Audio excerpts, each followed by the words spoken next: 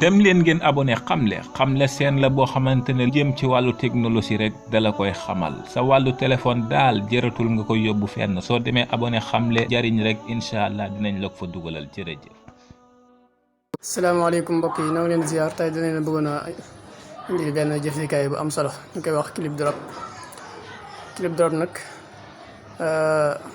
yitteel na ñu bari waaye tamit ñu bari xamuñu ko. boo ko bëggee am da ngay dem Play Store boo demee Play Store nga bind Clipdrop mooy bind Clipdrop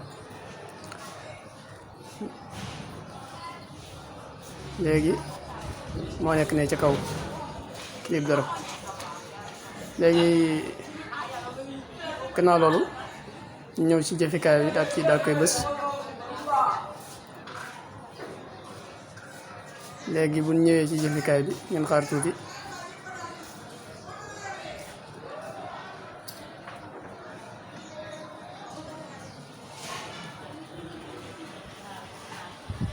bu ñëwee nga def démarrer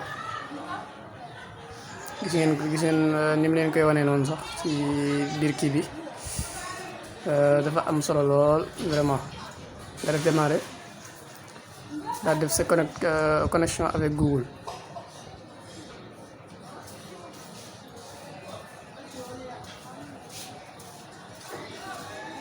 ñu xaar tuuti compte Google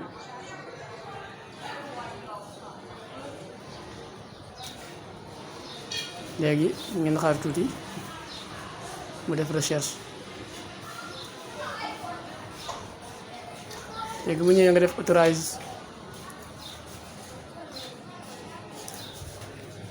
léegi ma démontrer leen ma wan leen ni muy demee. mu indi la ci jëfekaay bi maanaam ci biir information jëfekaay bi nga dem autorisation nga def stockage def autorisé nga génnaat ñëwaat ci jëfekaay bi.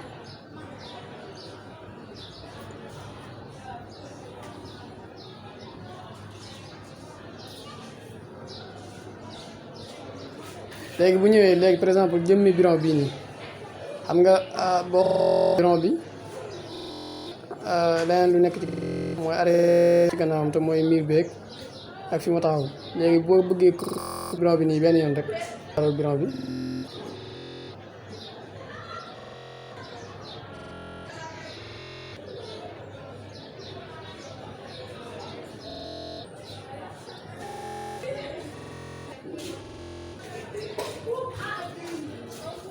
léegi bu ñëwee clip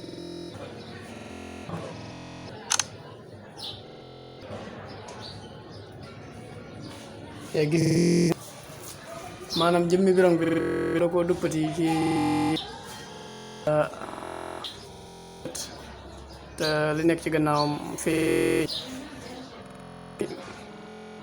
après nag bu ko sauvegarder wala nga exporter ko directement rek bu la ci neex nga def ko.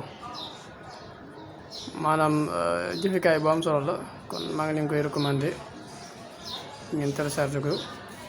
asalaamaaleykum wa rahmatullah.